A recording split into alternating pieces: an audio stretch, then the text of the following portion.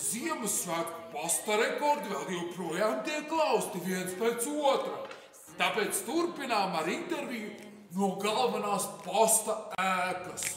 He's making a list, he's checking it twice. He's gonna find out who's naughty and nice. Santa Claus is coming to town.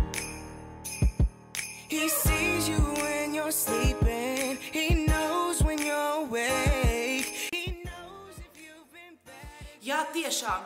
Labdien! Atrodos galvenajā pasta ēkā un uz interviju esmu aicinājusi Rūķi Adresi. Viņš uz mirkli ir atrāvies no sava cītīgā darba. Jā, mēs strādājam ļoti daudz. Mēs strādājam 2, 3 un pat 4 maiņās. Sakiet, lūdzu, vai tad pasta rūķi nav noguruši no briesmīgā darba? Ko tā noguruši? Tak ne, Ziemassvētki jau tikai vienreiz gadā. Un tad arī tikai mēnesi. Tad jau drīzāk zaķis vairāk nogurst, dejot olas nekā mēs.